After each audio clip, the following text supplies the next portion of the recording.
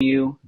This is an interview I've been looking forward to since October 7th. So much has transpired in Israel, and I'm looking forward to bringing you someone literally from the front lines to share his heart, his experience, the emotion that he and his family have been dealing with, continue to go through.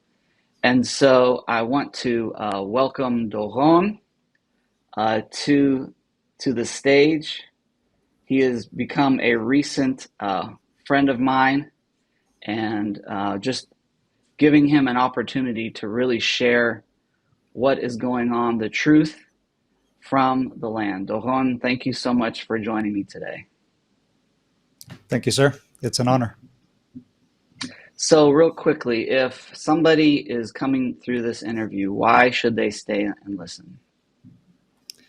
I'd say they should stay and listen because they are going to get frontline information from literally from the very front lines of the conflict that's happening here in Israel, mainly from the Gaza Strip. That's where my unit and I have been operating since October 7th. There's also a conflict going on and ongoing up in the north of Israel, where we're also being attacked from Hezbollah in the north. But I can mainly talk from my firsthand experience from, like I said, from here in Gaza. Yeah, and one thing I feel like that keeps getting lost in the narrative, you can correct me, is we've gotten away from the why. What started everything? I've shared where I was on October 7th. Being in the Jewish community, one thing that we liken it to try to bring understanding to specifically the West, to Americans, they think back to where were they on September 11th? Well, ours was October 7th, and even more so, it's almost like the Holocaust coming back to the forefront again. So could you speak a little to how was October 7th perceived while you were in the land? Yeah. Well, I mean, I think a very good comparison, like you pointed out, was what happened on September 11th. In fact, I was in the United States on September 11th. I remember very well waking up, and my buddies were calling me. I didn't have a TV at the time, and say, "Hey, you guys need to get over here." So my wife and I ran over to their house. Like, what in the world does this guy want? It's before cell phones and the whole deal. and and so we're in their house, in their living room, and we watch the second Twin Towers get smacked into by jet, and your eyes are just like, this isn't happening, right? Your brain's trying to process and going, this, like, is this a joke? Is this a prank? And you know what? That's exactly what the experience was for many Israelis. In fact, many Israelis were saying this is a cyber attack. I remember as I was racing to base, because I got called up immediately. My whole unit got called up. Many units got called up. Reservists. I'm in a reservist unit, so I'm not active duty throughout the year. And so I'm racing to base. And I remember seeing all these different messagings. And then one of them was, is this a cyber attack? Can this be real? There's no way this is real. The at least not the scope and what's. And unfortunately, the more you wanted to believe that this is not happening, it was becoming a very real nightmare, and the worst nightmare that anybody would have ever been able to think up. And that's what we ended up walking into. We literally walked into the worst case scenario of an attack, and the worst attack against Jews since the Holocaust, literally. So yeah, it's very surreal. It's still surreal to be living, because this isn't something that happened, okay, like years ago. You're living it right now. I'm living it right now. The horror of knowing that there are hostages that have been held for over 200 days in Gaza.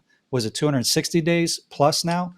They're being held in captivity, that haven't seen their families, that are in the worst conditions possible. They're being daily raped and mutilated and tortured and malnourished and being given, for example, from the hostages that we have retrieved, they had been given salt water to drink. So as far as hydration, they weren't even being given water that would hydrate you. They were given like rations of like raisins and like stale bread and stuff like that, while sitting in wealthy Palestinian homes in Gaza.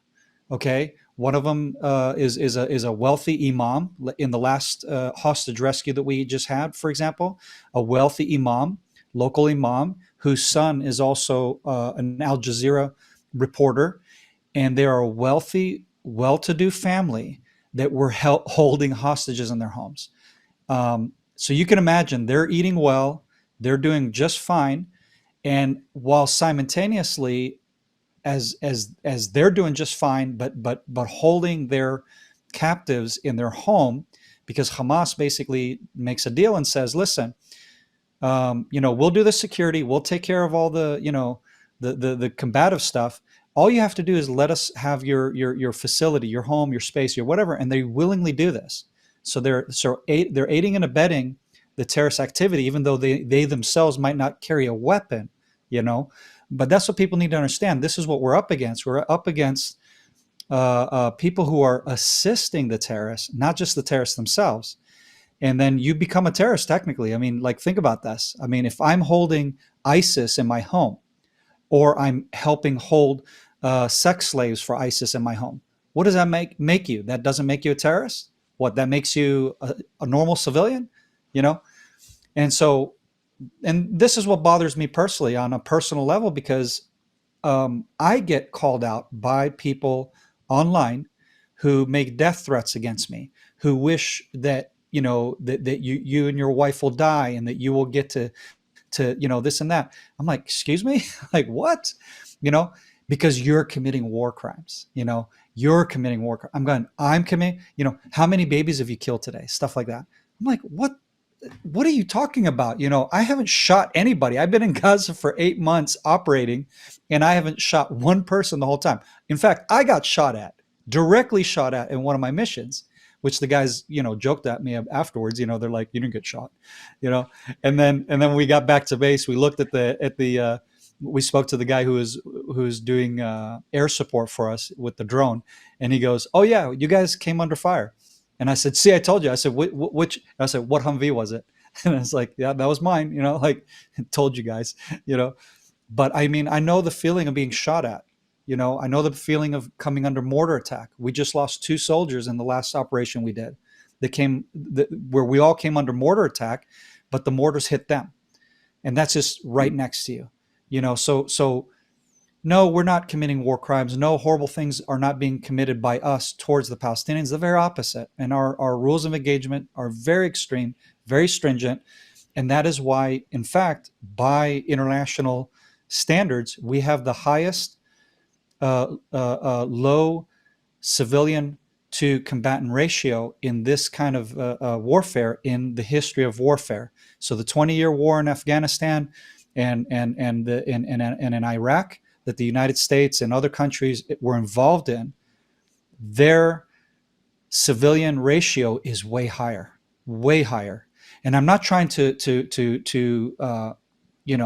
talk down about the U.S. Military at all. My family comes from the U.S. My nephew was a West Point graduate and retired as a major, and had some very, very important positions in the U.S. Army.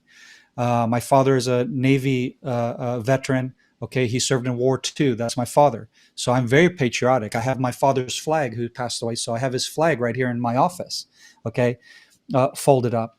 So I am very much a patriot of the United States, but also I'm born and raised in Israel. I'm Israeli, and I'm very patriotic about Israel. And so I'm just saying, if you're going to make a comparison to a nation and a military that operates in a very moral standard, which I believe the United States, England, SAS, okay, and other units who are very specialized units, who have had to operate in very horrible conditions where the local population is being used to aid and abet the terrorists, which is what they faced in Afghanistan. It's the same with us. So don't hold me to a different standard, is what I'm saying. Don't say that somehow I'm a genocidal, warmongering demon and your guys are just fine. And then when I bring that up with some people, in some cases, they'll just say, oh, well, I was against that war anyways. And I'm just like, you know, so of course, no matter how you want to flip it, people are going to be anti. But what people need to understand, unlike most of the wars that have been conducted by the West and where they have to engage, this is the most just war that we're fighting that there is in the modern times. It's a war that was brought to our doorstep where we had, was it over 1,000 of our civilians murdered, and then over 300 of them being held captive, right, and captured and held hostage. What scenario in the world that you're familiar with where it is not okay to go after your hostages and to put an end to the threat of your civilians? We have over 60,000 um, um, like they've been evacuated from the north, so they're displaced. That's the word. So they're displaced, over 60,000. Okay, since October 7th, by the way, just to be clear. And the person who helped raise me, who is like a father to me, he ended up dying in the hospital just a few months ago. I watched him fight for his last breath because he had gotten sick, because he was not in the best conditions outside of his home, and that led to his physical condition going downhill, and then he ended up passing away. So this is very personal to me. I know the effect of this in a very real way. This isn't just something far away. Every Israeli has this personal story. Every Israeli. This is the first time where everyone has been affected by terrorism. Everybody has a family member who's, knows someone who was at the Nova or been kidnapped, et cetera, et cetera, et cetera. Like, it literally is the most ripple effect attack on the Jewish people. And not all that to say that that's to justify why we're doing what we're doing, but people need to understand this is a very horrible situation that we're in, and it's a very horrible situation that the Gazans are in, but the difference is they chose this, we didn't, and that's a big difference. That is a big difference. Yeah, you touched on a lot of important details, and you are correct in saying it's almost as if somebody is against us, they're already against us. There's not enough data that we can really come at them, even with its true data, because it's like something has gripped people's emotions. There's almost like this intentional fog that is out there. It's in the media, and then you also have this secondary social media, and anyone can post anything, right? So Mm-hmm. all of the wild narratives are out there. But Israel is fighting a just war, number one. I know that's a loaded statement. Whether you're looking at it from a biblical sense, that this is the land that God has promised to our people, and we are the caretakers of that land, or you're Mm-hmm. looking at it from a purely humanitarian point of view. The people that were taken out on October 7th were peaceful people. They were living Yeah, so close to the borders because they believed wholeheartedly in establishing relationships with the Palestinian people for peace. that's And right. now you can hear the narratives from those people that have lost loved ones. And they're saying, I used to believe it was possible. And today, because of October 7th, I don't believe it's possible. And just Yeah. to bring in some statistics for everyone that's watching, if you're skeptical, Israel today is fighting this war at a 1-to-1 ratio. That is unheard of.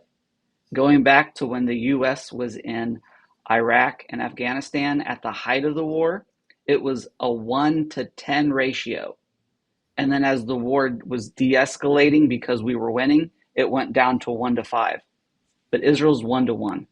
So you cannot say or use the word genocide. And even to pick up that term, where did it originate from? The Yeah, Holocaust. exactly. Because that's where this word was used, because they were looking through history to say, look at Yeah. this horrible atrocity Mm-hmm. being done to the Jewish people. They're being removed because of who they are. And so that's where that term came in from. And so to say that Yeah. the Jewish people are going into Gaza, it's not even close. There's no relation between the two. So That's very if we could, that to me is very insulting to use, like you said. You know, guys, just look this up, okay? Because I had looked it up. You know, where's this term genocide from? And it's actually a Polish Jew who was trying to describe what was it that was committed against the Jewish people, because there wasn't they did not have the verbiage to try to describe this indiscriminate hatred towards the Jews, targeting and the attempted erasing of the Jewish people. And he was the one that came up and created the term out of, and I forget it's actually it's from the Greek, like, combination of terms. I forget exactly how. I'm not a Greek guy, but he's the one that created that term, right? And then to say that Jews are committing a genocide against another people group, and then I'm being labeled a Nazi. How ignorant can you be? I'm a Nazi. My father fought Nazis. What are you talking about? Don't patronize me about being a Nazi. Are you out of your mind? I grew up with the most anti-Nazi rhetoric in my home. Hotsy totsy, there goes a Nazi. Have you ever heard that term? Most guys our age haven't. But I grew up with a War II vet where there isn't political correctness, right? And the stuff that you'd hear about, the Japs, and these are terms that today, if you say these, right, you're like in hot water. But it was like such a natural, like, that generation. I mean, they just spoke their mind. They said, and that's how I was raised. Okay. So can you imagine how insulting it is? Like, and you're going to call me a Nazi? I'm like, okay, wow, not cool, not cool. And and please don't take a term that's ours. That's our term. For the Jewish people, that is a term, with all due respect, that is exclusively for us. Do not use that in any other context in the world. In fact, you can when it's really happening, but what I'm saying is be very careful using it, because against us, I guess, is the better way to put it. I'm not saying don't use it, but if you're going to use it in the right context, and definitely do not use it against the people who had to create that term to describe what we went through. And then we went through it again on October 7th, where we thought there's no way that something like this would happen again. And it did. Another attempted genocide of the Jewish people simply because of our race. And like you pointed out, I know this very well because that's where we operated out of for many months, is the Be'eri community. And we collected some of the first bodies that had been laid out in the battle zone area, in the hot zone, because most of the bodies were collected along the highways and stuff, because that's what first thing we witnessed is cars everywhere, charred, burnt, doors open, looked like an apocalyptic scene. And but so anyone that you could get to would have been taken and processed, terrorist, victim, etc. Right? Because in some cases you couldn't tell except for DNA. But yeah, we retrieved bodies from out in the field there of Be'eri, and I remember we were discussing how ironic it is that from Be'eri, where the most peaceful, peace-loving, peace pursuing Jews in Israel. In fact, you know what October 7th used to be before this? It was the kite flying day, where they would fly kites in the air to show the wow, Gazans, hey, we're here in support of peace. That's what that day used to be. Can you imagine? And yeah, they never got to flying their kites because at just shortly after 6 a.m., we came under a very horrible attack and attempted genocide against our people.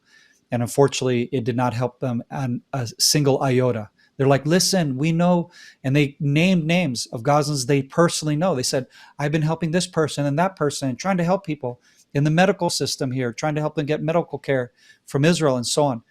And they're like, we don't care, grandma. You know, wow. these demons just did the most horrible things to them, and it didn't matter at all. what side you were on the political spectrum, or this conflict or anything.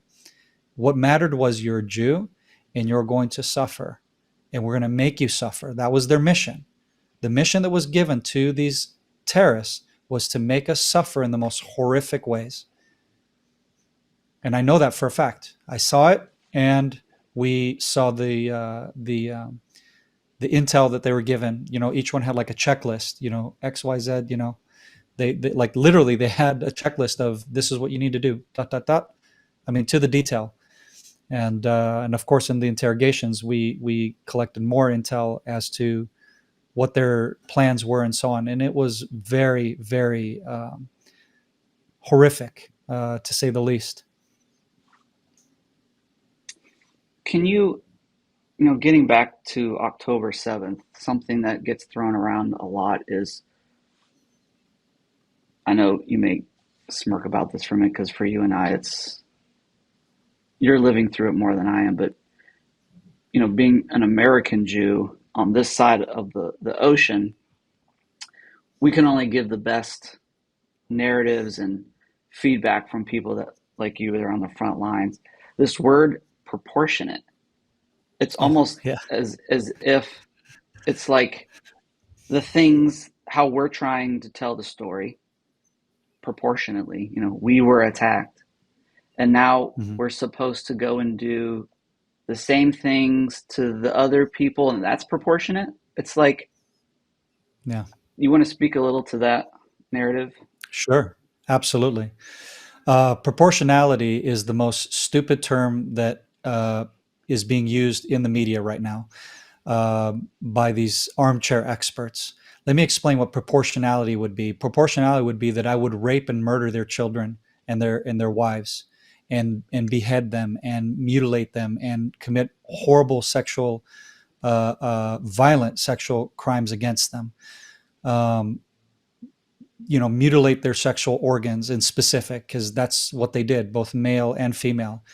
Again, I don't want to get too gruesome for your audience, but I can tell you that if you saw what we saw, and if we acted proportionately, so to speak, in equal measures, the Gazans would be in a very, very bad state. And there's no way on earth that I would commit those crimes. There's no way on earth any of the men that serve with me would commit those crimes.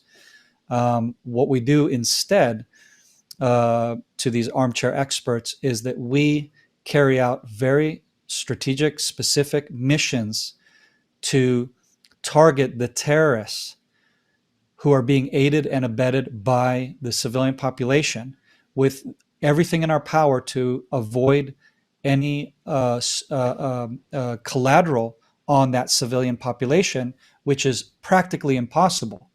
But we're doing the impossible.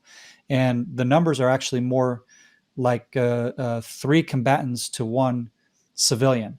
And by the way, this is using the Hamas numbers, okay? Because we're not privy to actual numbers of civilians who have been hurt during this conflict from Gaza. We have no way of knowing, because all the data and all the information that's streaming to us is coming from Hamas. So to use their numbers, if it's like saying, let's use ISIS numbers of casualties of the war against terror from the United States and Europe and England and all these countries that have been I against these guys. It's like, yeah, let's use ISIS numbers. Nobody does that. The United States doesn't do that. And again, I hate to talk bad about any military, because I know what it's like to be in very complex situations and to try to do the impossible. And unless you have a miraculous intervention, it is almost impossible to avoid the heavy-handed number of civilian casualties. And that's really what we've had. To me, the way I see it is it's not because we're that much better than the United States or any other countries in warfare. We're really having miraculous intervention, I believe, on the battlefield, protecting the civilians who are being shoved into harm's way by the terrorists, literally shoved in. And not in most cases, unfortunately. In most cases, the high number of the civilian population is supportive of Hamas. They're supporting their war effort, And so, like I said, depends how you want to, there's a lot of ways to skin a cat. How do you want to skin that? You know what I'm saying? How do you view them? Do you view them as non-combatants? I personally view them as a combatant. Anybody who is supporting, the I'll give you an example. So us being in the, special forces. Um, so would you say that the cook that makes the food for us, is he not aiding and supporting the war effort through me, who's doing the actual, you know, shooting bullets at bad guys? Oh, but he never fired a bullet in his life, at anyone. True. But without him, I couldn't do my job. Without the mechanics, I couldn't do my job. Without the guys with, who was in charge of the fueling and whatever, et cetera, et cetera, et cetera, right? So this is our support. The only difference is that we operate in a organized military fashion, and there's order, there's orders, there's commands. It isn't willy-nilly, any civilian. And more than that, I don't want my civilians there. I don't want them to be literally where I'm at and putting them in harm's way. And that's the huge difference too. My civilians are the ones I'm defending. I'm not dragging them into this so that I can get brownie points, so to speak, on the media when, a child on my side gets hurt. And then I can run down the street, and hold the body and get all dramatic and make this big drama show of it. We don't make a show of it. And notice, because a lot of people say, well, we haven't seen a lot of this footage that you guys claim is, of what's been happening to you. Yeah, because we respect the families that have to see that every day in front of their faces. The only footage that you've seen that has been leaked online from the victims of this war are from the family members who have allowed and green lighted this to be publicized. Can you imagine the trauma? Can you imagine the trauma of seeing your little girl dragged in the streets of Gaza with blood running out of her privates to the point where it's staining her clothing, and you can physically, on the external parts of her body, see what has been happening to her, and only imagine what they did to her? Your daughter. Put yourself in those shoes. Would you like that footage to run all over the world over and over on repeat? As a father who has a daughter, I can't even express the outrage that I would have, and would need the restraint to not want to go and level Gaza by myself, if that were the case for me. And that's one thing I'm truly grateful for, that I don't have that weighing down on me. But what I do have weighing down on me is that the potential is there. That if I don't go and help retrieve that daughter, that son, that father, that mother that is being held in Gaza, and get them back to their families, who's to say that my family's not next? I can't separate the reality that these are real people with real families. And that's the mission for me and everyone who's in my outfit. That's what's in the back of each and every one of our minds.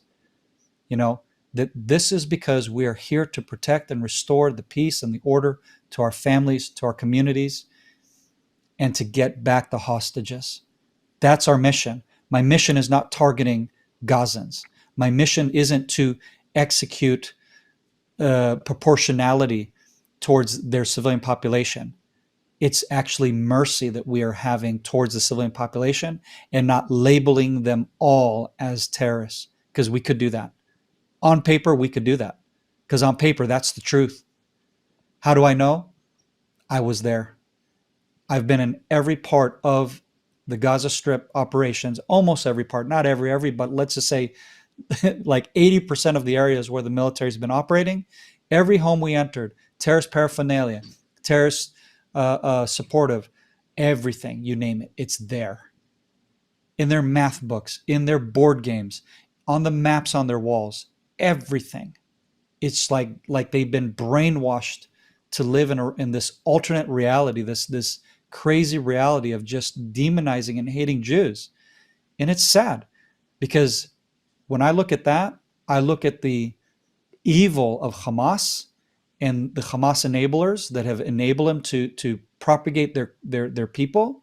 You have stolen their future. You have stolen their childhood. Can you imagine growing up as a child with that hatred and that brainwashing? You have stolen their everything. Where's the creativity? Where's the thought of like, what can I create? What can I do? How can I better my life? No. How can I kill Jews? Really? That's what you guys want to build for your future, for your people? The answer is yes. That's what they want. And that is a hard thing to stomach when you're going in and trying to avoid civilian casualties, knowing, well, where are the civilians though? Truly, right? Because little kids, if they had a chance and they had an AK, they would point it at me and they would shoot me. They wouldn't think twice about it.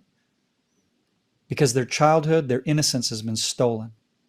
And that's all they know. There's a soldier, there's a Jew, kill him. How sad is that? Why is the public international community not outraged about that? Because that bothers me. Because what it tells me is I can eliminate all of the Hamas physical brigade leaders who are like officially legit, have positions in Hamas. Who's to say though that those children who have been brought up that way aren't going to fill their shoes 20 years from now, 30 years from now? That's the big question. What's the day after? You know, because all the world cares about is sympathy towards, this Pollywood, and it's disgusting. As if there aren't real people in Gaza who are suffering. They'll actually even use footage and stuff from like earthquakes and other places. Like it's such a game, and it's to harp on people's heartstrings. And we don't play that game. We're not. I'm not going to do it, and I know Israelis are not going to do it. We don't do that. You brought up a really good point about the education. Palestinians from a very young age. I I've been studying this for a very long time in my life, and with a lot of frustration. I can't think of how many times videos have been produced by different organizations to say, hey, everyone, how can we solve this problem of changing how people are raised with bad education, with a hatred to commit genocide of another people? And I'm speaking directly to the Palestinian. I mean, I'm going Yeah. back to Yasser Arafat Mm-hmm. in the children's books. It was like when I was watching some of those videos, I was dumbfounded that that would be allowed. Can you imagine if we were here in the United States and we're purporting genocide about removing another people group, like we don't want them as our neighbors? I would be mortified as a parent to realize that that's what's happening to my children, but yet that's exactly what is being allowed in Gaza. And dare I even bring up the West Bank and what Yeah. happens there, and all of the Yeah. intricacies that Israel has to deal with on a daily basis. Israel is completely surrounded, and the Mm-hmm. size of the state of Israel is a little less than the state of New Jersey from the United States standpoint.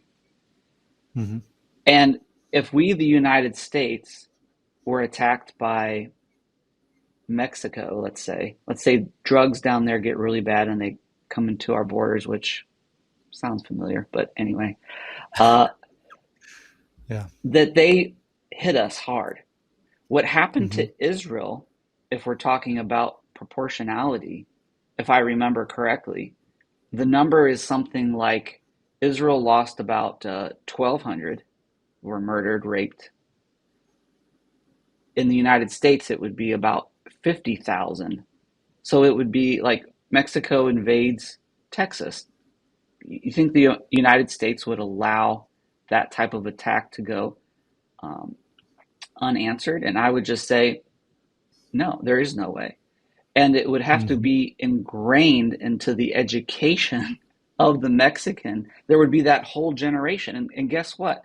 We're here at that point where all of those people that are committing the atrocities, they were raised as children in that ideal um, theology and that teaching. So we're already Hmm. there. So now we're Yeah. just continuing it on from the generations that are after them. Are you, while you're going in and through Gaza, do you, what is that experience? I can't even imagine what it's like. Can you touch a little bit on that? Well, what I can tell you is that unfortunately, because the terrorist infrastructure has literally touched everything, we kind of almost have a joke amongst us. Is there anywhere that you're going to step where there's not a terror tunnel, where there's not a pier leading down into a terror tunnel? Because literally they're everywhere. They're under children's beds. They're in mosques. They're in hospitals. In fact, the hospitals themselves were used to hold the hostages in the beginning. Um, Obviously, to probably give them some medical care so that they wouldn't die from the arm that was blown off from a grenade, or leg that was either chopped off or mutilated in some way or what have you, right? So you had some prisoners that were in some very, very dire situations who would have probably just bled out and died. And so can you imagine, as a medical expert, okay, or medical practitioner, I guess, whose job is to save lives, and it is irrelevant if they're black, white, yellow, green, whatever, Martian, you're going to save that life, irregardless of their ethnicity, their faith. Hey, are you a Christian? Are you a Muslim? Are you a Jew? Are you a Buddhist? Like, can you imagine like a doctor asking you that, and be like, oh no, I don't do Buddhist, sorry, bro, you know, that doesn't happen normally in medical practice. Um, and this is what these doctors were doing. And the reason why I'm talking about this in specific is because it is an extreme crossing of a red line. Because you need to also remember the particular hospital that I have in mind is the Shifa Hospital, which was highlighted in the news all over the world. And what people don't know, I believe, most of the audience doesn't know, is that the Shifa Hospital was built by the assistance of Israeli medical experts. In fact, I sat down in one of the talks from one of the heads of the hospital in Ashkelon, um, and his house came under attack. Terrorists were just past his home. And so he had to wait out till the military had cleared his community so he could rush to work, where because he had to handle a massive trauma, like mass trauma care, casualty event, right? Like the worst case scenario, and he had to do it remotely from his house while terrorists are running around his neighborhood trying to find and Wow. kill Jews, right? And so I remember him telling the group that I was with, telling his story, and then also saying, "Oh, by the way, the Shifa Hospital, we helped built that hospital. We literally assisted them in that, and literally almost every level of the production and the building of this hospital, because they don't, like I said, they're not taught to think that way. They're not taught to think on how to produce and build things, right? So they obviously excelled enough to go learn medical studies, but never really to think on, okay, so how do I organize a hospital? You know, where should we have the surgery rooms? Where should we have the ER? Right? So we were the ones that helped him do that. And he said, I was in everyday email or phone call conversation with the Gazans, with the medical staff from Shifa daily. This head of the medical center in Ashkelon, the one of the big hospitals there. And he said, after October 7th, nothing. Not an email, not a call. They just cut communications 100%. Wow. So to me, that is like such a violation right? Like you literally used our technology, our help, our assistance to help you, to help Gazans get better medical care. And yeah, and then to use that as a center to hold our hostages and to conduct tortures and so on, and rapings and etc. Um, you can imagine, only what happened in those hospital, in those corridors of those hospitals, where hostages were held. Um, it's a nightmare of a place, and so unfortunately, because of that, you will see online, you will see a ton of wreckage, a ton of devastation in Gaza. It's not all of Gaza, and but yes, we have devastated a lot of their towns, cities, buildings, schools, UN facilities, you name it. And it's only because, like I said, because every part of the infrastructure, of the terror infrastructure, is in or working out of every one of those facilities. We have no choice. We have no choice, you know? And then I love the reporter from the BBC that was interviewing the IDF spokesperson. I believe it was the IDF spokesperson. And she said, well, couldn't you have announced the hostage rescue that was about to take place, where we brought back the 4 hostages, this last hostage rescue mission? And I thought to myself, is this woman stupid? I mean, are you stupid? Like you can't be serious, you know? And I know this is like, trigger words, right? So go hug a teddy bear if that offended you. You'll get over it. Take a deep breath. But like, honestly, like, what's wrong with our society today? Are people stupid? Are you ignorant? What is wrong with you?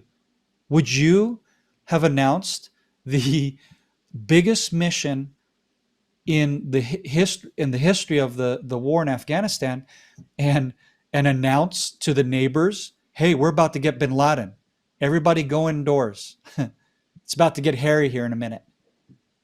No, of course not. If we had done, if the United States had done that, the mission would have been a failure. Bin Laden would have been gone. So think about this for a second, people. Like, before you open your mouth, think. What's wrong with our society today? Do you guys not think anymore before you speak? Like, this is a serious question I'm asking anybody who's listening. Think before you throw out your opinions, your ideas, your whatever. Like, with all due respect, yeah, the answer is no. Of course, we're not going to let the neighbors know, because guess what? The neighbors are probably also holding hostages. And I can't even imagine what it would feel like. The disappointment, that breaks my heart. The disappointment. Can you imagine you held out that long, and it's like you hear the choppers, you hear the soldiers, you hear the gun battle, and you might have even heard some Hebrew commands from the soldiers and go, yes, this is it. I might be able to make it out. And you only find out later, because your captors will let you know, because they want to add more torture to your stay with them. Be like, oh no, they didn't come for you. They don't want you. Your family doesn't want you. The military doesn't want you. Benjamin Netanyahu, he doesn't care about you. You're going to rot here. Here's some more salt water. Have a nice day. So yeah, no, we're not going to notify these individuals when we come in and we do our missions. We're not about mission failure. We're about mission success. And just to give people a perspective, because I happen to know a lot of the Yamam operators and the guys in that unit, which is one of the best units in the world when it comes to this specific kind of hostage rescue and outside the box thinking. Imagine Black Hawk Down, Mogadishu. Okay, imagine, like, when you see in the scene in the film that's depicting what really happened, because I've also read the accounts of the people themselves that were there and what they experienced. It was hell. You had hundreds of combatants trying to eliminate and kill you when you went in to go get some of these bad guys. Well, here's the difference. They're going in to get hostages. We're not going in to go get a what we call an HVT, a high value target. Okay. We're going in to get hostages in the heart of the nest of the terrorists. And literally, legit, there was over 1,000 terrorists that tried to kill these guys and the hostages, of course. So put yourself in our shoes for 2 seconds, maybe. And before you ask a stupid question, like, why didn't you notify the neighbors? Well, those are the neighbors. Why do you think there were 1,000 armed combatants, heavy gun battle, and only one of our guys ends up being killed? That is the most miraculous hostage rescue mission in the history of hostage rescue missions, period. There isn't anything more miraculous, more brazen. You guys can go check it out. Please, I would love in the comments and for someone to prove me wrong on that, because there isn't. Okay, I've studied quite a bit of the history of warfare and especially modern warfare, and what I have to be be savvy in. And I am telling you, there's nothing like this. As much as I love the SAS, as much as I love the Navy SEALs, as much as I love Delta Force, Green Berets, they all have their respective position and their value, and they're amazing operators in all of those outfits, for sure. But none of them would have been able, or probably would have even, they would have said, this is stupid, we're not going to do it. And they would be right. They are right. It was an insane mission. And I think most of them would have called it off for the right reasons. But these guys, because I know these guys, they will walk into hell and back to get one of our people back. And that's literally what they did, with only one casualty. That was miraculous. So you want to critique us all you want, but let me tell you, God is on our side. And I know people don't like to hear about God and scripture and what have you, but I've been in this war long enough and in wars long enough to tell you that there's been a lot of miracles on this battlefield. I met a young man that had a 50 cal round go through his body, and for him not to, get cut in half, because that's what normally happens when you get hit where you got hit. And by miracle, the bullet went in clean, came out clean, obviously some organ damage, etc. But the young man's going to live. I mean, he is living. He's well. And he's in the process of recovering and physiotherapy, etc. But to witness a living miracle through this kid that I had the honor and privilege of meeting and actually evacuating just months before, because he got a shrapnel hit, him and his buddy, and that's where we got connected, actually. And so, miracles are happening. Some dude was making like we have this thing where we take the tuna and we burn it. We put the because it's got oil and whatever, and there's a technique where you can basically light it and kind of get like a cooked tuna kind of experience out of your MRE. And one of the soldiers, it was at night, and the other soldier says to him, "Hey, what are you doing? You're giving away our position. Like, why are you making a fire?" "Oh yeah, that's right." And the guy tosses it behind his head. And literally there was a terrorist about to come out and attack him and his group, because they had gathered intel on these guys. And when he tossed it, it went into the pier, and the terrorists thought it was a grenade, and they flipped out, and it gave away their position. And then the soldiers were like, "Oh, there's terrorists here," save their lives, And it's like there's just plenty of these ridiculous stories. And I know a lot of people would just say, "Well, that's just happenstance or whatever. It just so happened to be." And and I can explain the physics behind 50 cal and how if it hits precisely in that spot where this kid got hit, well, that's why he survived. Okay, good. You can explain it. Knock yourself out. But I've seen enough casualties and enough losses of life on things way less life-threatening, and yet God is doing some amazing things, and I'm hoping that it's also for the Gazans, that one day we get to hear from them, that did not want to have anything to do with this war, want nothing to do with supporting Hamas, and that God supernaturally protects them through this military actions that we have to carry out in their vicinity. and I would love to hear their stories, um, and how they were protected because they were doing the right thing, and that God sent His angels to protect them.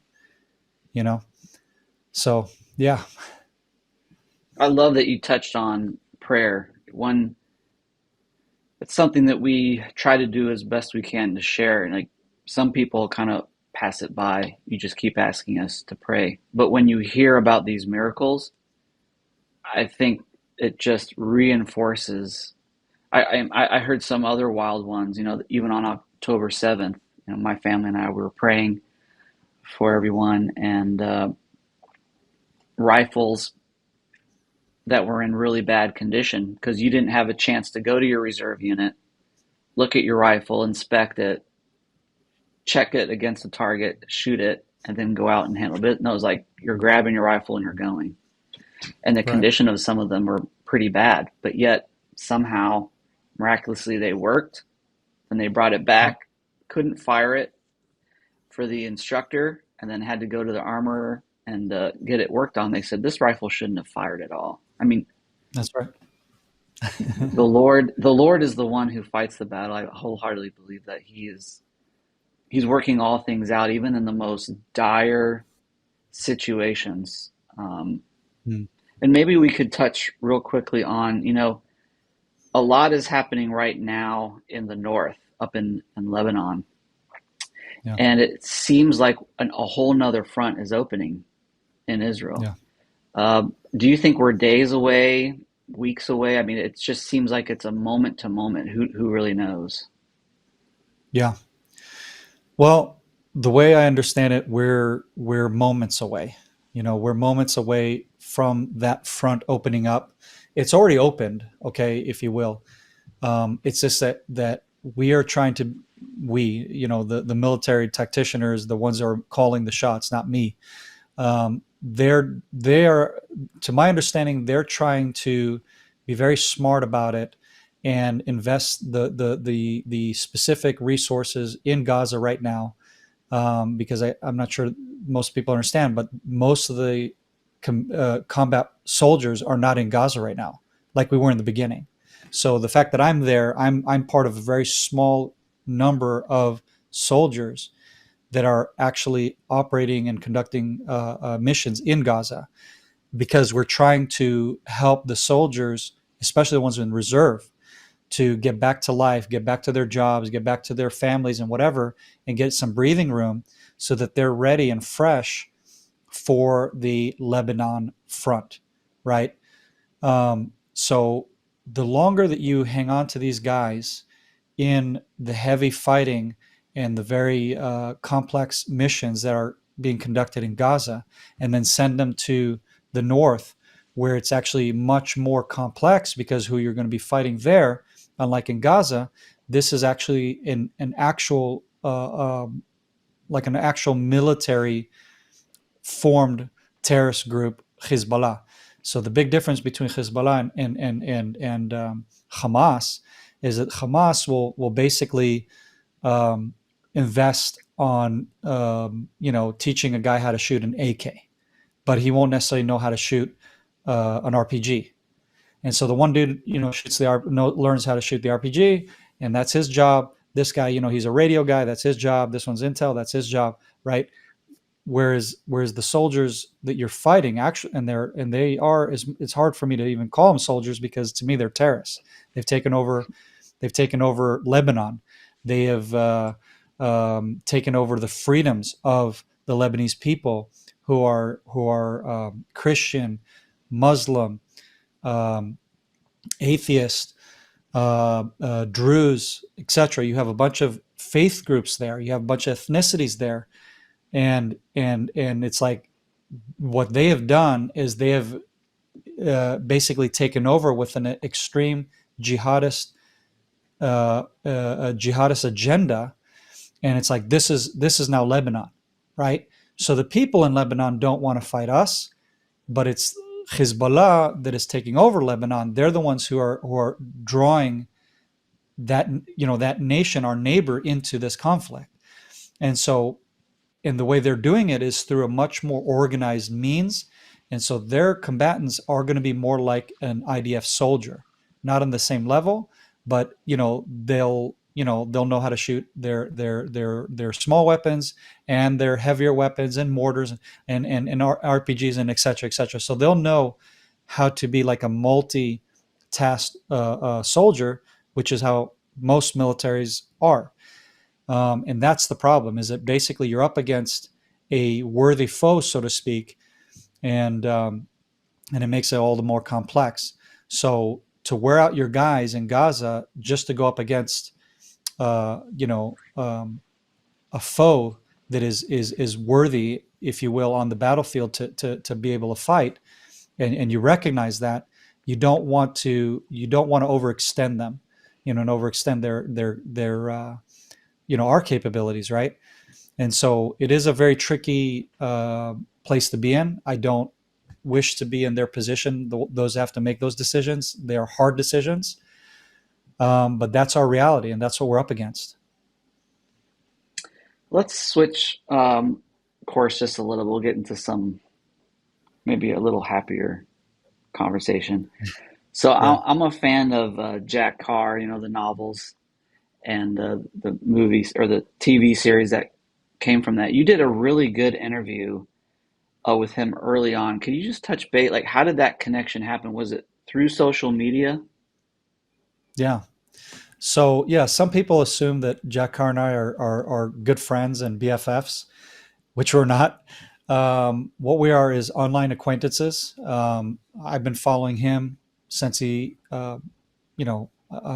started his book series, and I don't even know how, but I think maybe it's the algorithms and whatever that recommended. I can't recall somebody in specific recommending his books to me, because usually, it's a lot of my friends will usually recommend a book to me and whatever, because I'm not the guy who like pursues, oh, Navy SEAL books, Green Beret books. I'm not that guy, and I've started to become more that because of my friends that like throw stuff at me, and I'm like, you know what, I actually learned something good from this one and that one, whatever.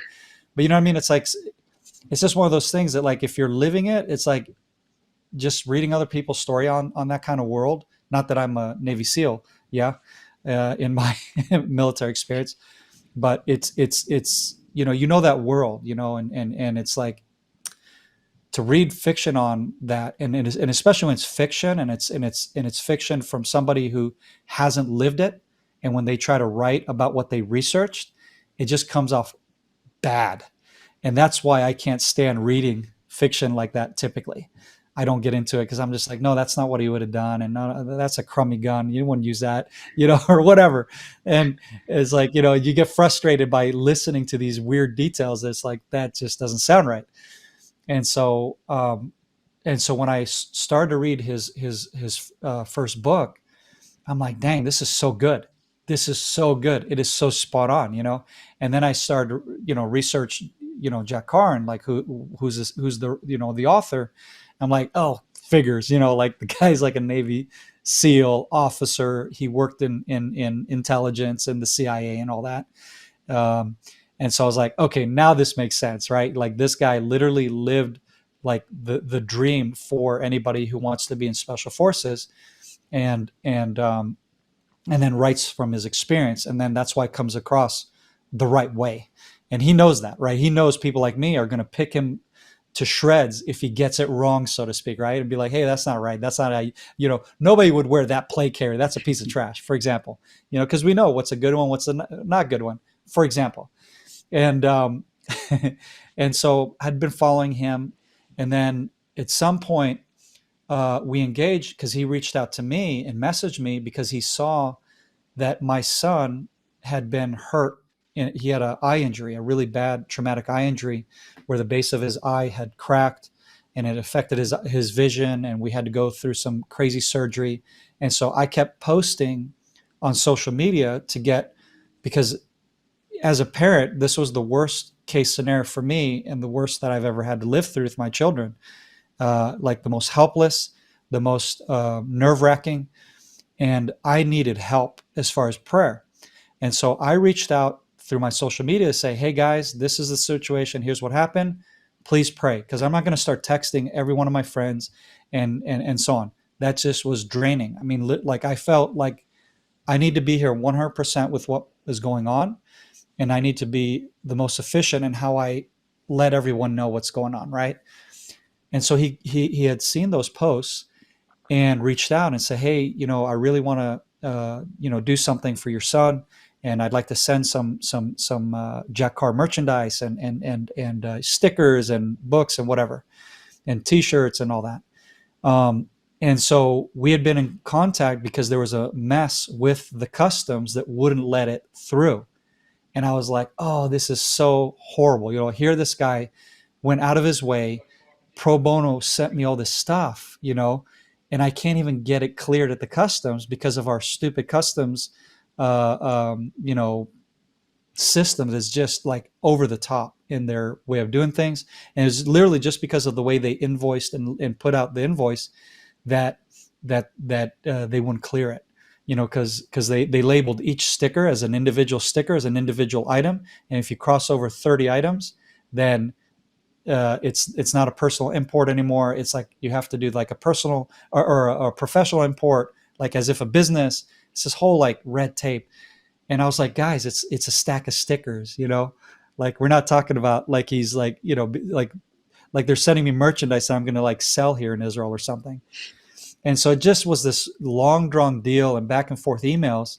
And I was just like, hey, don't worry about it. Forget it. I just felt bad for my son because I told him that stuff was going to come.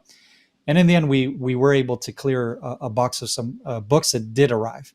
And so I told my son, like, here you go. This was from Jack Carr, like I told you. And that was the most important thing for me, is like, keep my word, so to speak, that this is coming through. And it was just before the war. And so he had that information, and then he reached out to me just shy of around 2 weeks in, I think it was. And so I reported from our forward operating base, did the interview.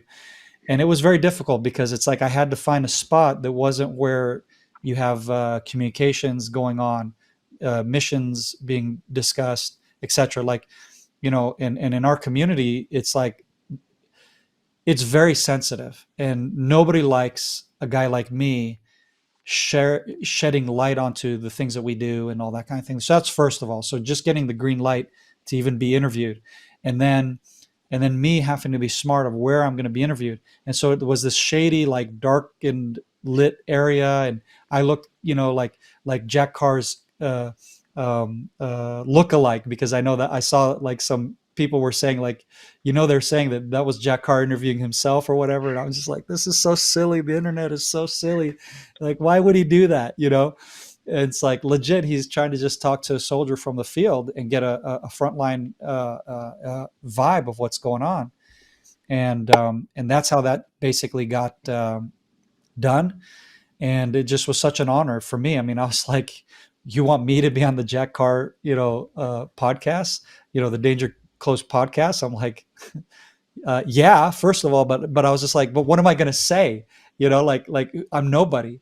And even before we start, I was like, you realize like I'm nobody, right? And he's like, no, I want to hear like from your perspective and all that stuff. And just was such a mensch and such a really cool guy about it. So, and just a great human being, not just, like your celebrity kind of personality. And I do executive protection, and I've worked with a lot of celebrities and high powered people and some of those wealthiest people in the world and whatnot. And so I don't get, how do you call it? I don't get like I'm not sensitive to like fanboy stuff, even if it's somebody who I think is, that I really, look up to or whatever. I'm not like one of those that kind of gets all giddy and like, oh my, could you give me a signature? Could you sign this? Can we take a selfie? I never do that on the job. And I forget what you call it. There's a word for it, but uh, yeah. That's it, So fanboy. yeah, but yeah, I mean, but for me, legit, this is somebody that I really am a fan of in his work, and was honored to be interviewed by him, and like I said, was honored to also see his character as a human, as a father to the father, and all that. and in a professional way too, getting a frontline experience and voice of one of the guys who's there having to deal with this. um, you know, it was pretty cool, and I was really privileged to be able to get that voice out. And I knew too that this is another big a big nod to him. He's not stupid. He knows that he probably lost a huge number of people on social media. They were like, "Oh, you had this soldier baby killer, to like testify on your podcast." I'm sure there are people that thought that, and he was aware of that. You know, he probably has people that help promote him, obviously, because he doesn't promote himself, right, on a professional level. So I'm sure they had to consider that and be like, are you sure you want to have this guy? This could have XX ramifications, whatever, right? So you have those people too, right? They're going to give him counsel, and it's like, well, we're going to do this, right?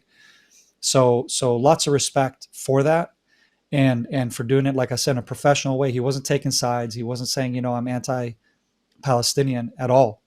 He was just trying to get a legit assessment from the field, from the ground. And I'm sure if he had a Palestinian to speak to, he would have that opportunity as well. But you're not going to get that, at least not a real voice, right? There's always well, who's really going to tell the truth here from their side, in an honest way, without them, the concern of like them being fearing for their life from Hamas and whatever. And so there's always that too. And that's just a sad reality. But it was super cool to do that, and I really appreciate him for doing that. Yeah, I felt the same because not a lot. I haven't really seen many interviews, people putting their name on the line like that, and I have a lot of respect. Have you received any other like support from other people in the U.S. or in Europe from a military standpoint who are sympathetic to what you're going through as an Yeah, Israeli? yeah. I had a lot of really good people that have been supporting, from the veteran community, special forces community in the United States. Christians, lots of Christians supporting and praying, um, and Jewish communities, of course. But that's of course natural for them to do that. Um, but yeah, I mean, just to name a few names, I would say, a big name out there is Tim Kennedy. Okay, he came here, um, to help assist evacuating Americans out of here, and we had been in contact about that, and I was just willing to help assist in whatever way I could. And what was cool was, what I'm saying is, as far as him sticking his neck out on the line, he's gone out public on interviews where they said, "Oh, you were in Israel, and oh, you saw this," and them trying to drag him down to degrade Israel and critique the IDF and to say bad things about us. And he's done anything but that. He's just given his honest opinion, and credit to him. He was here, boots on the ground, with his group of guys that came here, and they witnessed, they saw. He's not talking from an armchair, you know. So huge respect to him and his group of guys that are just were very professional on how they conducted themselves here, and their mission was to help assist Americans. And you have one becoming a good friend is Victor Marx, who is leading a very amazing organization, All Things Possible. We directly helped them and assisted them with their mission to come here and to do trauma care for the women, children, the vulnerable in our community that were affected by the horrible attacks, but not just on the Jewish side, also on the Palestinian side. So I helped assist with that in my nonprofit, in our connections that we had here in Israel, um, and really hands on with a lot of that work. So I'm proud to be able to say that, yeah, we support that. We support helping on both sides. We're not just about helping the Jewish community and don't help our neighbor. So even if our neighbor, acts the way they do, we'll still do whatever we can to help them if we get the opportunity. And that's an organization that has done just that too, in a very professional way. Um, Matthew Tardio from Anger Tab, I think is his how you can find him on social media. Matthew Tardio, he's a former Green Beret and is on a talk show, on a podcast, and does social media and YouTube, basically a YouTuber. And he's reached out to me and interviewed me and sticks his neck out on the line to really, like, he does more fighting the Israel hatred and bigotry online than I do, for example, and doesn't owe us anything, right? And he's not, and we've spoken, and we actually have a good relationship on communication, and so it's not like he's like this pro-Zionist guy, you know what I mean? It's like he's just from this is wrong and this is right, and I can't believe the world is so stupid, in their critique, right? On the Yeah. most right, simplistic, right, not altruistic, really. Um, and then there's just a plenty long list of people that I could mention who are doing a lot of great things. Um, Kirby Calhoun. Kirby Calhoun is also a former Green Beret, and he's part of CUFI on campuses, and doing a lot of initiatives as well, and initiatives with veterans and veteran community. And the list really goes on and on and on, man. I mean, there's like so many people that I could mention. We'll be here all day, but just to name a few, and name a few really cool initiatives that these people have done and put their neck out online and have big followings, and super cool. Yeah, I'll check some of them out because I do enjoy getting true updates. If you Yeah. could pin something, I know this might be difficult, but through everything you've experienced, starting October 7th, even maybe prior to that, bringing us all up today, Gaza, the North opening, just seems like everything is collapsing on Israel. The narrative in the media is not positive. Is there something that you could encourage everyone with that's watching right now with what you could see to and give hope? Yeah. Well, really, the only hope that you have is in you. You are the one who is responsible to stand up for the truth, to educate yourself, to get real information, and the real information is not on CNN or BBC or any of the alphabet soup media outlets, news outlets. They're not news, they're opinion heads, they're propaganda machines. And I know this for a fact. Okay, this is not something I'm just talking you know out of my opinion. I can tell you from personal experience with these media agencies that I've personally provided personal protection for, and I'm not going to name who, but I can tell you the top names in the industry, and I've seen them, false reporting from the field, while hiring a guy like me to make sure that they're safe and sound and can go to their hotel room and retire for the end of the night and go sip margaritas as they just bashed Israel in front of the world through their news agencies, because they have an agenda. And it's disgusting. It's frustrating, but hey, they did their job professionally and did what they were told to do. And I did my job professionally and did what I was hired to do. And we parted as professionals. Um, so all that to say, like, what you need to do is, if you want to get real information, connect with real people who are from here. And again, many of you will say, well, I follow this whatever Muhammad guy or Fatima or whatever, who is, showing me the devastation and showing me all this stuff. And you might think they're a real person with a real, human to human agenda, but they're not. They're propaganda mouthpieces for the terrorists, sadly. So it's very hard even to find someone from the Palestinian side that's going to give you real, truthful what's happening on the ground. And that's hard to find for me. And I live here. So I get it. You might be looking at me and say, well, that's real convenient, isn't it? Yeah. I mean, I hear you. I hear the critique, right?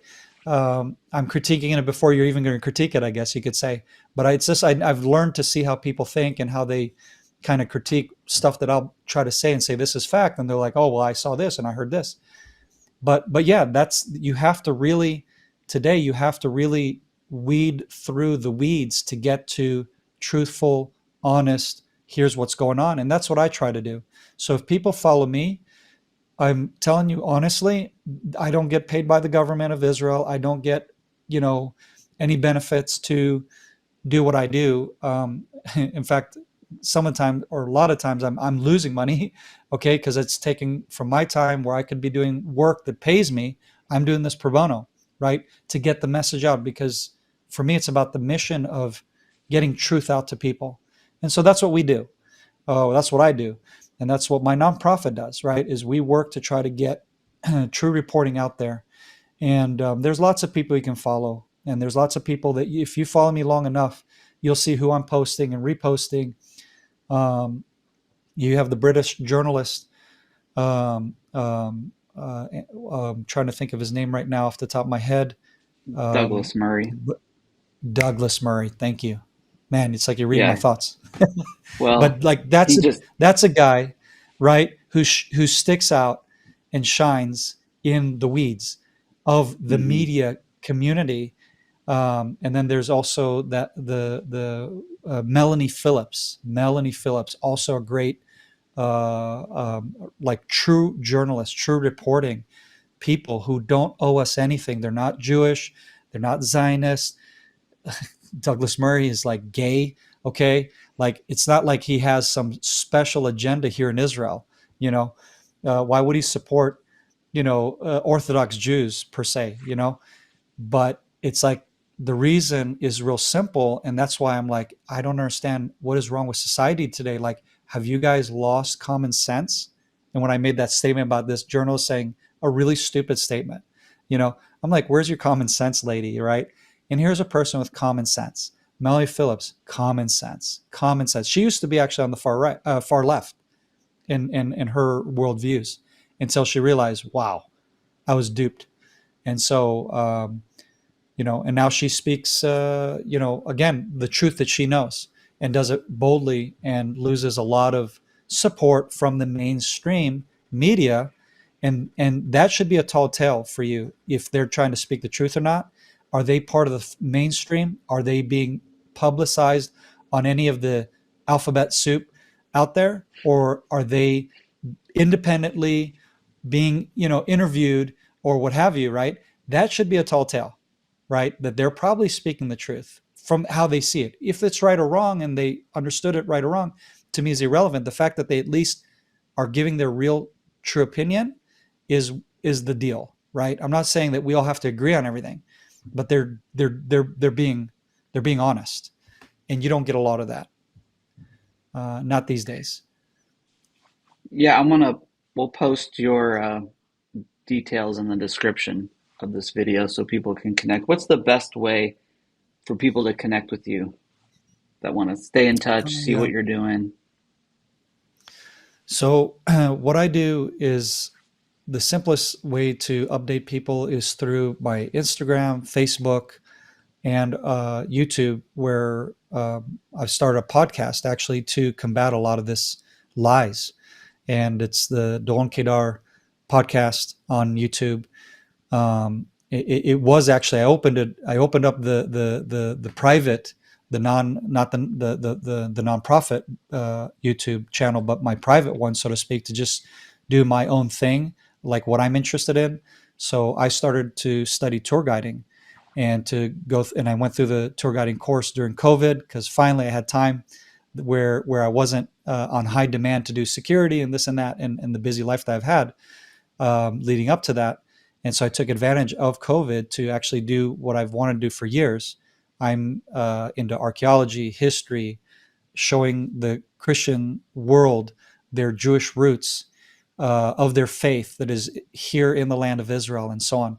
And so I started that YouTube to actually document and do like a vlog of the tour guiding course, where I would show and highlight a spot, and also help me, of course, to retain the information as well, because I had like my little short clip of the sites that we had visited during that time. And so that's what I started doing it for. And then I just continued it for a new podcast to, again, combat a lot of the hatred and lies against Israel, and to bring you real people from the field of whatever topic we're talking about.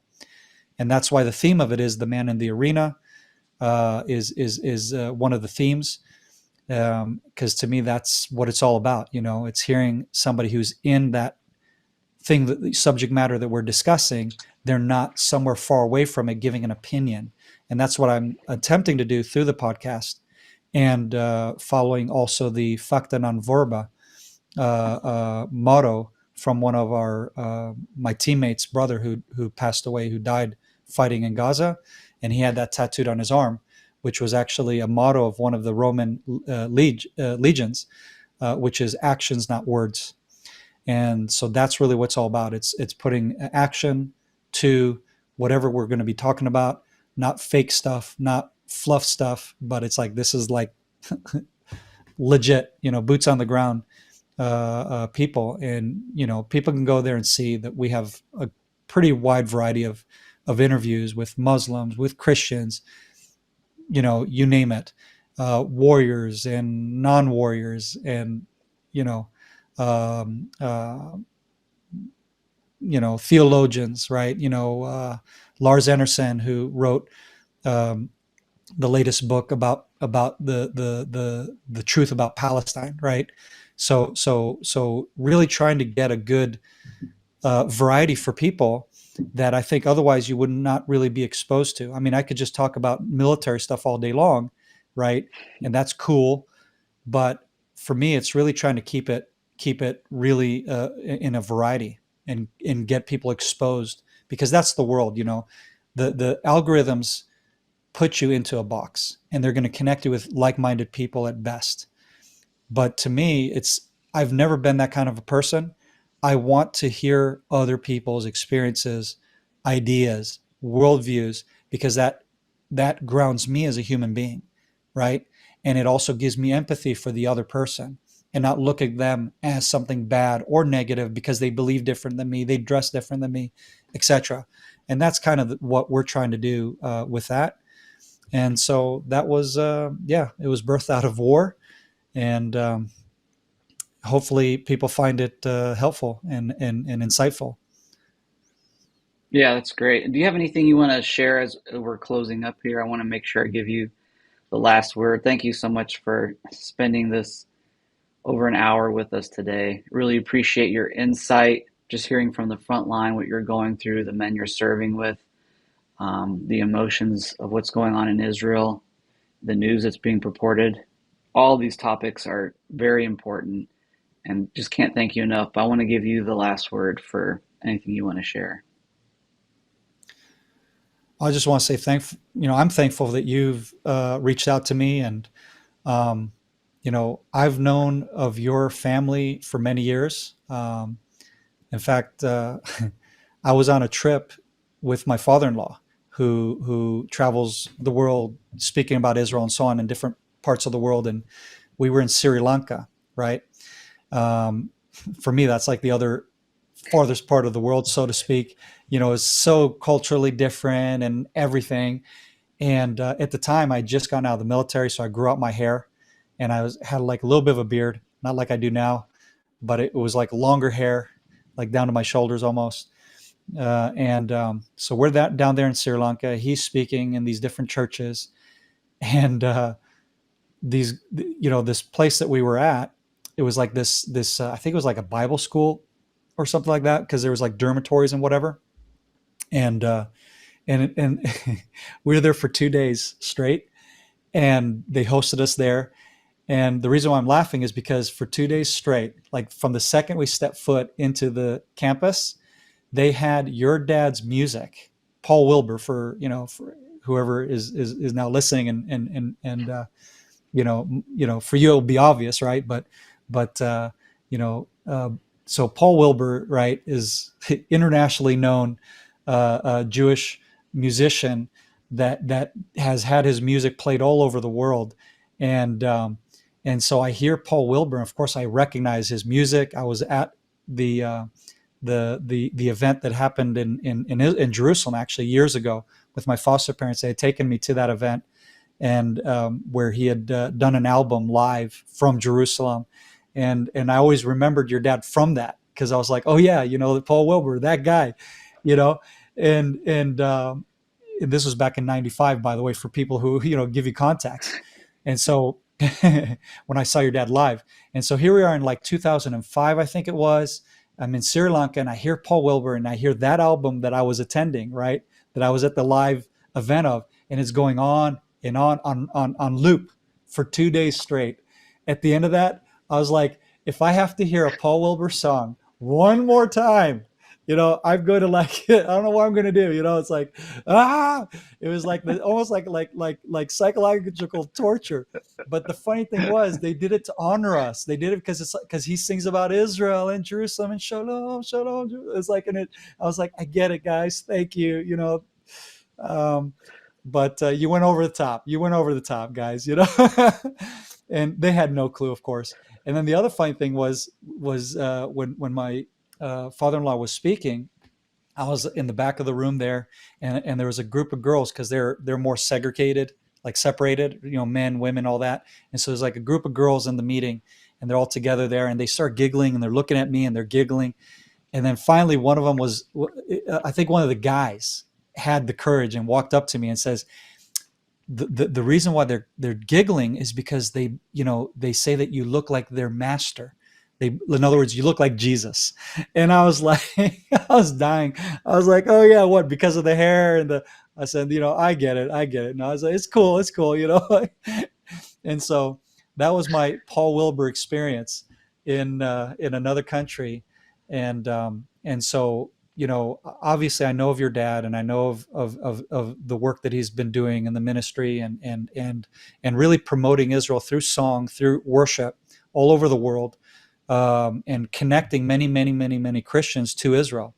And that's thanks to your dad and thanks to the ministry that you're continuing, and I just really honor you and your dad and your family for highlighting Israel to Christians who would have otherwise never heard of us, never known about Israel, would have never cared about Israel.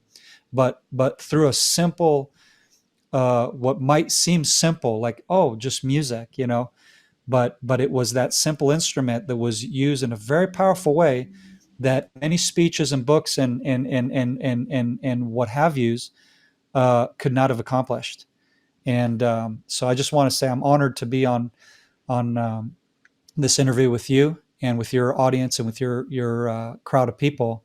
And I just want to say I really honor you guys and really deeply honored to be interviewed by you. And I think that's super awesome. Thank you. Yeah, thanks for coming on again. Just after October 7th, I think my family has been involved. I was sharing with you earlier, almost 50 years now. And it's always been, everyone has like an underlying theme. Whatever they do, you can hear what's on their heart. Yeah. And for our family, Israel's kind of been that beacon, calling us ever home, but we're still here in the United States. But